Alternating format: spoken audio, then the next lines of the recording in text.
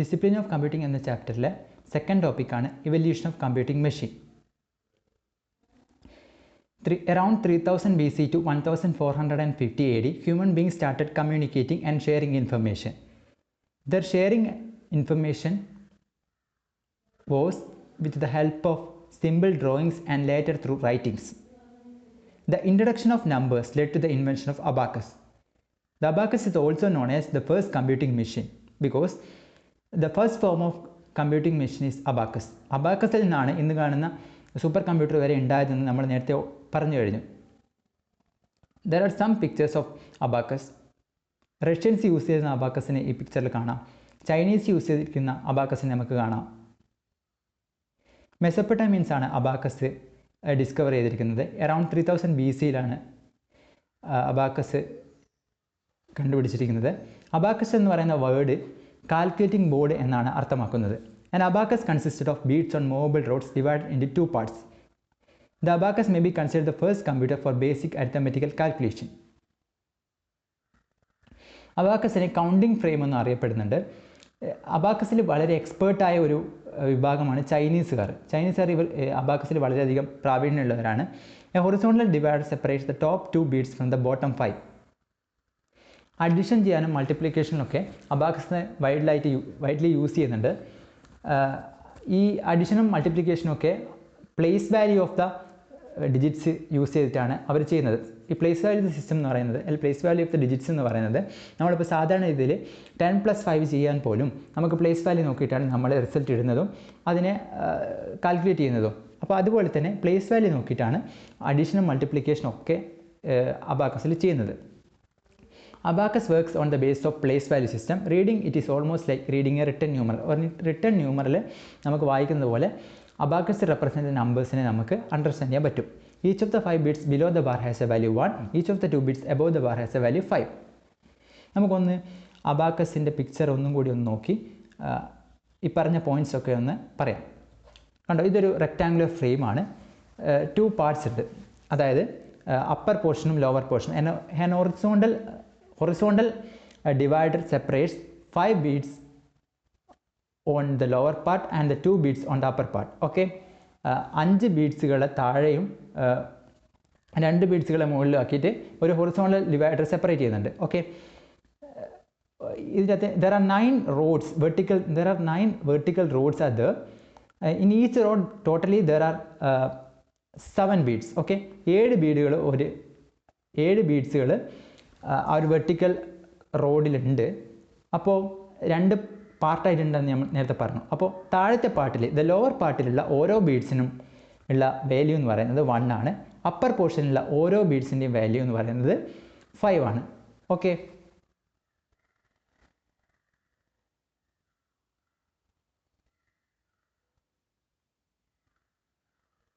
each of the 5 beads below the bar has a value 1. Each of the 2 beads above the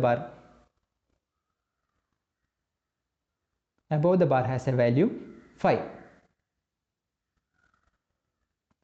നമ്മൾ represent ചെയ്യുന്ന number എങ്ങനെയാണ് understand ചെയ്യാൻ നോക്കാം. കണ്ടോ, ഈ ഒരു റൈറ്റിൽ നിന്ന് നമുക്ക് നോക്കാം.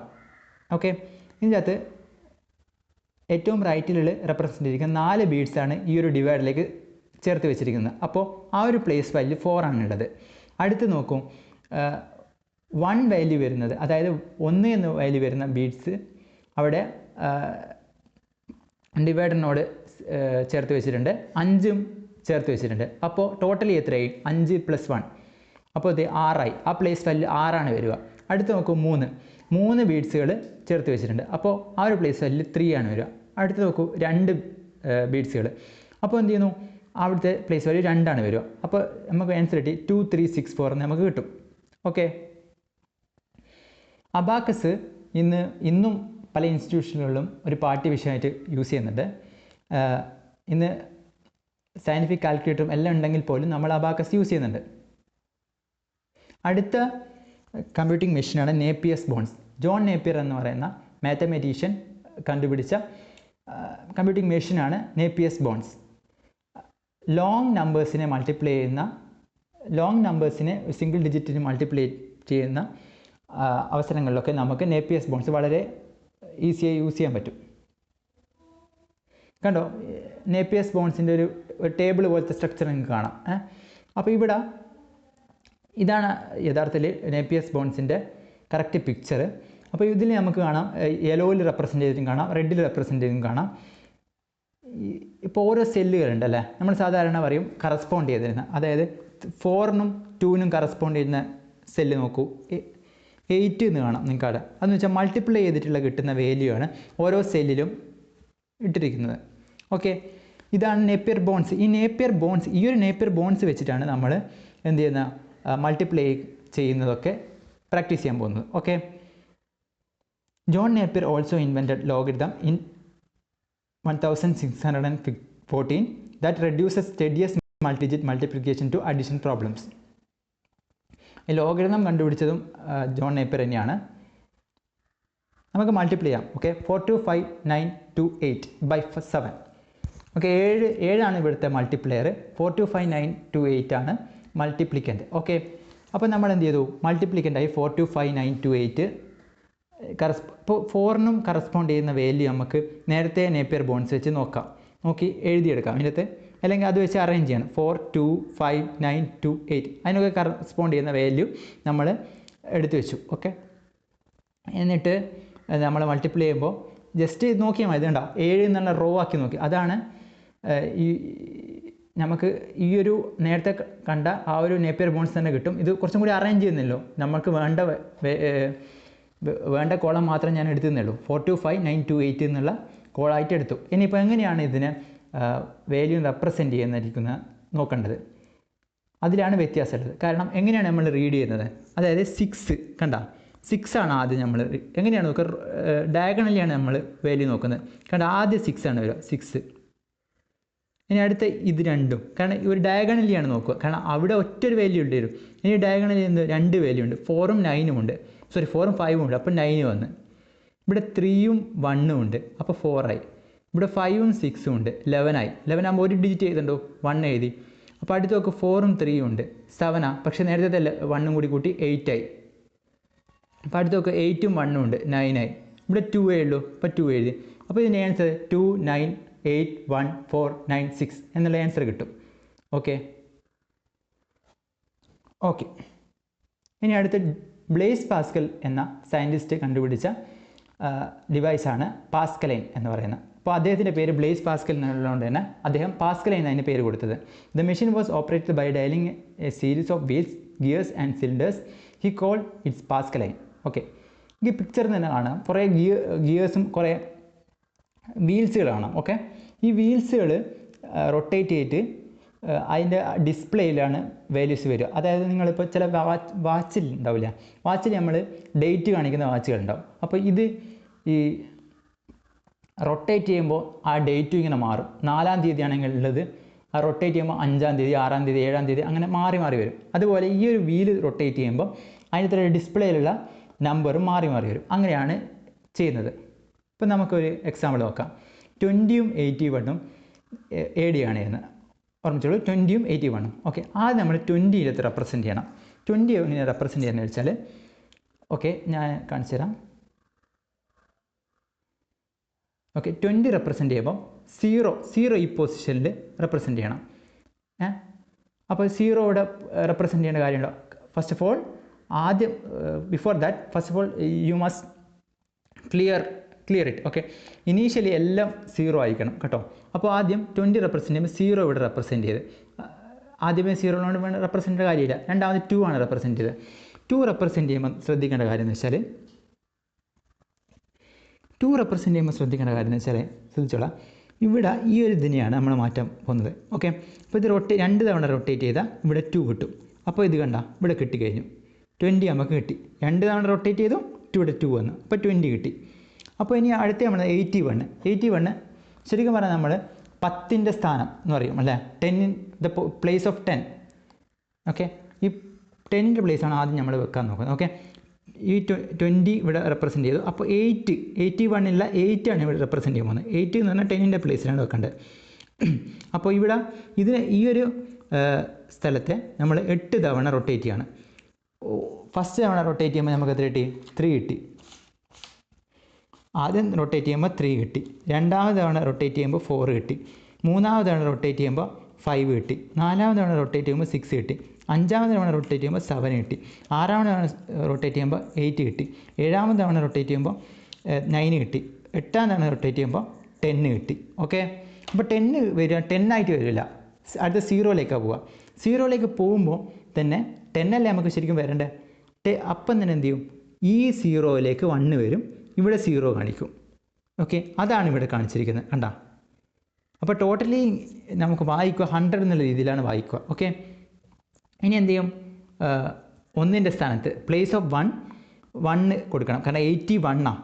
അപ്പോൾ 80 ഈ ഒരു പൊസിഷനിലാണ് നമ്മൾ ചെയ്തത്, ഇനി 1 ഈ ഒരു പൊസിഷനിലേക്കാണ് വേണ്ടത്. അപ്പോൾ എന്ത് ചെയ്തു, 100 എന്നുണ്ട്, അപ്പോൾ 1 എന്നുള്ള പൊസിഷൻ നമ്മളിവിടെ ഇതിനെ ഒന്നും കൂടി റൊട്ടേറ്റ് ചെയ്യണം.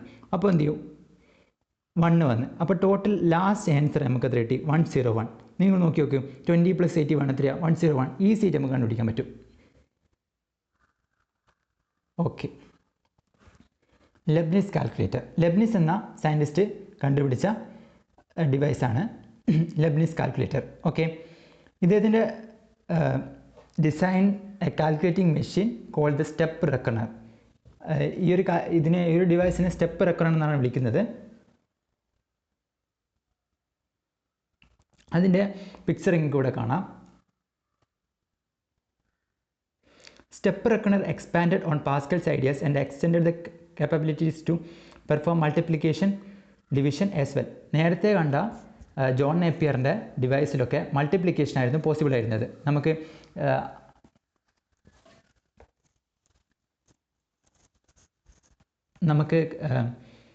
അബാക്കസിൽ എന്ത് ചെയ്യും, മൾട്ടിപ്ലിക്കേഷൻ ചെയ്യാൻ പറ്റുമായിരുന്നു, ഡിവിഷനും ചെയ്യാൻ പറ്റും, മൾട്ടിപ്ലിക്കേഷനും അഡീഷനുമാണ് ചെയ്യാൻ പറ്റിയിരുന്നത്.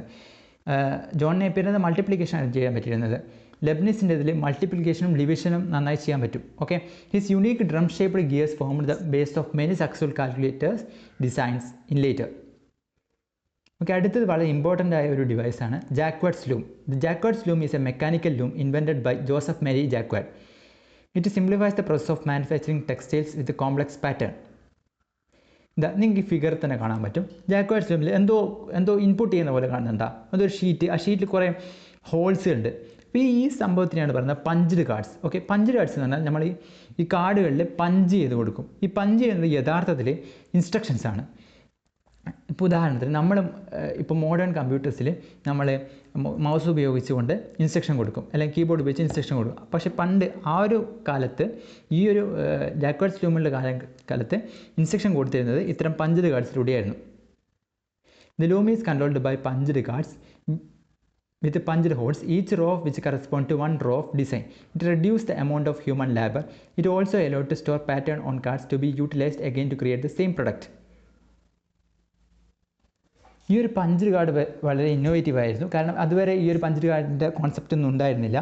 പിന്നെ ഈ ഒരു കാലത്താണ് സ്റ്റോർഡ് പ്രോഗ്രാം കോൺസെപ്റ്റ് എന്ന് പറയുന്ന ഒരു ടെക്നോളജി വരുന്നത്. കാരണം ഈ ഒരു പഞ്ച്ഡ് കാർഡ്സിൽ നമുക്ക് സ്റ്റോർ ചെയ്യാൻ പറ്റുന്നുള്ള ഒരു ഐഡിയ ഈ ഒരു ടൈമിലാണ് കിട്ടുന്നത്.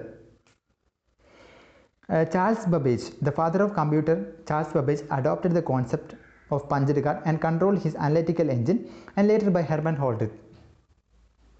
ഇനി നമ്മൾ ചാൾസ് ബബേജിനെ കുറിച്ചാണ് പറയുന്നത്. ചാൾസ് ബബേജ് നമുക്ക് കമ്പ്യൂട്ടറിൻ്റെ പിതാവ് എന്നൊക്കെ അറിയപ്പെടുന്നുണ്ട്. ഓക്കെ, അപ്പോൾ അദ്ദേഹം എന്തുകൊണ്ടാണ് കമ്പ്യൂട്ടറിൻ്റെ പിതാവ് എന്ന് അറിയപ്പെടുന്നതൊക്കെ നമുക്ക് ഈ ഒരു അടുത്തടുത്ത സ്ലൈഡുകളിലൂടെ നമുക്ക് പഠിക്കാം. Okay, Charles Babbage started working on difference engine that could perform arithmetical calculation and print result automatically. Charles ബബേജിൻ്റെ ഡിഫറൻസ് എഞ്ചിൻ അതെങ്ങനെയാണെന്ന് നമുക്ക് നോക്കാം. ഇതാണ് ഡിഫറൻസ് എഞ്ചിൻ്റെ പിക്ചർ ഇവിടെ കാണിച്ചിരിക്കുന്നത്. ഈ ഒരു ഡിഫറൻസ് എഞ്ചിന് അദ്ദേഹം വർക്ക് ചെയ്തിരുന്നു. അപ്പോൾ ഈ ഒരു ഡിഫറൻസ് എഞ്ചിൽ പറയുന്നതെന്ന് വെച്ചാൽ അരിത്തമെറ്റിക്കൽ കാൽക്കുലേഷൻ പെർഫോം ചെയ്യാനും അത് പ്രിൻറ്റ് ചെയ്യാനും സാധിച്ചിരുന്നു. അതും ഓട്ടോമാറ്റിക്കലി പ്രിൻറ്റ് ചെയ്യാനുള്ള സാധിച്ചിരുന്നു. ഓക്കെ, അപ്പോൾ ഇങ്ങനെ ഡിഫറൻസ് എഞ്ചിന് അദ്ദേഹം ഇങ്ങനെ വർക്ക് ചെയ്തിരുന്നു. ആ ടൈമിൽ അദ്ദേഹം ചിന്തിച്ചു, എന്ത് ചെയ്തു, ഒരു ടാസ്ക് മാത്രം, ഒരു മാത്തമാറ്റിക്കൽ ടാസ്ക് മാത്രം ചെയ്യുന്ന ഡിവൈസിന് പകരം എന്ത് ചെയ്യുന്നു, എനി കൈൻഡ് ഓഫ് കാൽക്കുലേഷൻ ചെയ്യാൻ പറ്റുന്ന ഒരു ഡിവൈസിൻ്റെ ഐഡിയ അദ്ദേഹം ചിന്തിച്ചു. അങ്ങനെയാണ് അദ്ദേഹം അനലിറ്റിക്കൽ എഞ്ചിന് രൂപം നൽകിയത്. അനലറ്റിക്കൽ എഞ്ചിൻ്റെ പിക്ചർ കാണാം. അപ്പോൾ ഈ അനലറ്റിക്കൽ എഞ്ചിനാണ് യഥാർത്ഥത്തിൽ നമ്മളിന്ന് കാണുന്ന മോഡേൺ കമ്പ്യൂട്ടറിൻ്റെ പ്രൊഡ്യൂസർ. ഓക്കെ, അതിൻ്റെ മുൻഗാമി എന്നൊക്കെ നമുക്ക് പറയാം. It marks the development for arithmetical calculation to general purpose computation. ഇപ്പോൾ ഉദാഹരണത്തിന് പറയുകയാണെങ്കിൽ, ഈ ഒരു സെൻറ്റൻസ് പറയുകയാണെങ്കിൽ, ഇതുവരെയുള്ള ആൾക്കാർ, ഇപ്പോൾ ബ്ലേസ് പാസ്കലും ജോൺ നേപ്പിയറും ഇവരൊക്കെ അവരുടെ സാഹചര്യങ്ങളെ അവരുടെ ജോബിനെ ഈസിയാക്കാൻ വേണ്ടിയിട്ടാണ് ശരിക്കും പറഞ്ഞാൽ ഓരോ മെഷീൻസ് കണ്ടുപിടിച്ചത്. പക്ഷേ ചാൾസ് ബബേജ് എന്ന് പറയുന്നത് ശരിക്കും പറഞ്ഞാൽ ജനറൽ പർപ്പസിന് വേണ്ടിയിട്ടായിരുന്നു, ജനറലായിട്ട് എല്ലാവർക്കും യൂസ് ചെയ്യാൻ വേണ്ടിയിട്ടായിരുന്നു.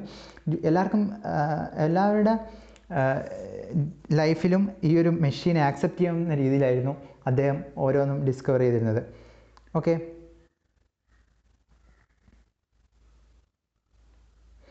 നമ്മൾ കാണുന്ന മോഡേൺ കമ്പ്യൂട്ടേഴ്സിനുള്ള പല ഫീച്ചേഴ്സും എന്ത് പറയുന്നത് ഈ അനലറ്റിക്കൽ മെഷീൻസിനുണ്ടായിരുന്നു. അതിൽ engine had memory, A separate processor ഉണ്ടായിരുന്നു, ഇൻപുട്ട് ആൻഡ് ഔട്ട്പുട്ട് ഡിവൈസ് ഉണ്ടായിരുന്നു. ഓക്കെ, ഈ അന്നത്തെ ഇൻപുട്ട് ആൻഡ് ഔട്ട്പുട്ട് ഡിവൈസ് എന്ന് പറയുന്നത് പഞ്ച് കാർഡ്സ് ആയിരുന്നു. ഇന്നത്തെ മൗസുണ്ട്, കീബോർഡുണ്ട്, അങ്ങനെയൊക്കെ ഉണ്ടായിരുന്നു. പഞ്ച് കാർഡ് നമ്മൾ നേരത്തെ കണ്ടിട്ടുണ്ട് കേട്ടോ. അപ്പോൾ ഞാൻ നേരത്തെ ചോദിച്ച why Charles Babbage called father of computer, അദ്ദേഹത്തിൻ്റെ ഡിഫറൻസ് എഞ്ചിനും അനലറ്റിക്കൽ എഞ്ചിനും അത് രണ്ടുമാണ് ഇന്ന് കാണുന്ന കമ്പ്യൂട്ടറിലേക്ക് എത്തിയത്. അതുകൊണ്ടാണ് അദ്ദേഹത്തെ ഫാദർ ഓഫ് കമ്പ്യൂട്ടർ എന്ന് പറയുന്നത്. ഇനി ഹെർമൻ ഹോൾഡിത്ത്, നേരത്തെ നമ്മൾ ഹെർമൻ ഹോൾഡിത്തിൻ്റെ പേര് പറഞ്ഞു കഴിഞ്ഞു. അപ്പോൾ in 1887 American named Herman Hollerith fabricated the first electromechanical punched card tabulator. ഇദ്ദേഹവും പഞ്ച്ഡ് കാർഡ് യൂസ് ചെയ്തിട്ടുണ്ട്. Okay, it used punched card for input output and instructions. Okay, the ഹോൾഡിത്തിൻ്റെ ടാബ്ലേറ്റിംഗ് മെഷീൻസ് ഇവിടെ picture കാണാം. Okay, Hollerith മെഷീൻസിൽ punched കാർഡ്സിൽ ഓരോ ഹോളുകൾ ഉണ്ടായിരുന്നു. അവ വ്യത്യസ്തമായ പാറ്റേണിലായിരുന്നു. ആ പാറ്റേണുകളിൽ ഒരു സ്പെഷ്യൽ മീനിങ് ഉണ്ടായിരുന്നു. അതായത് ഇപ്പം നമ്മൾ ഒരു പ്രോഗ്രാമിൽ ഓരോ സീക്വൻസ് ഓഫ് ഇൻസ്ട്രക്ഷൻസിനും പല മീനിങ്സ് ഉണ്ടാവും, പല റിക്വയർമെൻറ്റിലായിരിക്കും നമ്മൾ കൊടുക്കുക. പക്ഷേ അതുപോലെ തന്നെ ഹോൾഡിത്തിൻ്റെ പഞ്ച്ഡ് കാർഡ്സിലെ ഹോൾസുകളും ഒരു പാറ്റേണിലായിരുന്നു. അതിൻ്റെ പല മീനിങ്സിനായിരുന്നു, പല റിക്വയർമെൻറ്റ്സിനായിരുന്നു അത് കൊടുത്തിരുന്നത്, പല മീനിങ്സ് ഉണ്ടായിരുന്നു അതിന്. In 1896 Hollerith started tabulating machine corporation. Hollerith start ചെയ്ത ടാബുലേറ്റിംഗ് മെഷീൻ കോർപ്പറേഷനാണ് പിന്നീട് പല മെർജിങ്ങിന് ശേഷം, പല മാറ്റങ്ങൾക്ക് ശേഷം നമ്മളിന്ന് കാണുന്ന IBM കോർപ്പറേഷന് ആയി മാറിയത്.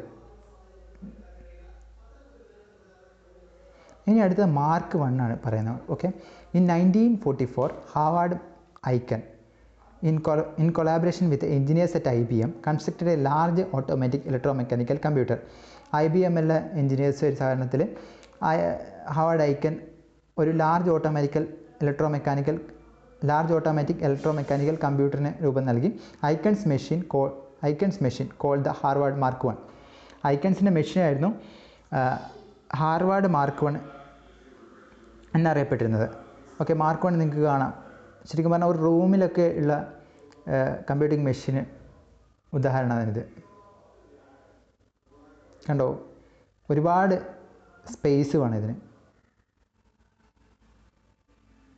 It was pre program to handle logarithms and trigonometric functions. Using mark 1 2 numbers could be added in 3 to 6 seconds. അപ്പോൾ ഇതൊരു വലിയൊരു മാറ്റമായിരുന്നു. കാരണം എന്ന് വെച്ചാൽ 2 നമ്പർ വെറും 3 മുതൽ 6 സെക്കൻഡ് വരെ ഉള്ള ടൈം കൊണ്ട് നമുക്ക് ഫൈൻഡ് ഔട്ട് ചെയ്യാൻ പറ്റുമായിരുന്നു. For input and output it is used paper tape reader, card punch and typewriters. ഇപ്പോൾ വലിയൊരു മാറ്റമാണ് ശരിക്കും പറഞ്ഞാൽ ഉണ്ടായത്. ഈ പഞ്ച്ഡ് കാർഡ് യൂസ് ചെയ്തിരിക്കുന്നത് ആരാണ്?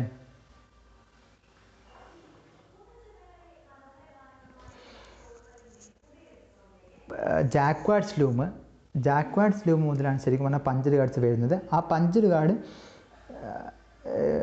മാറി പേപ്പർ ടേപ്പ് ആകുന്നു, കാർഡ് റീഡർ ആകുന്നു, കാർഡ് പഞ്ച് ആകുന്നു, ടൈപ്പ് റൈറ്റേഴ്സ് ആകുന്നു. അങ്ങനെയാണ് അതിൻ്റെ ഡെവലപ്മെൻറ്റ് തന്നെ വരുന്നത്. ഓക്കെ, അങ്ങനെ ഈ ഒരു ചാപ്റ്ററിൻ്റെ 2ാമത്തെ ടോപ്പിക്ക് ഇവിടെ അവസാനിക്കുകയാണ്.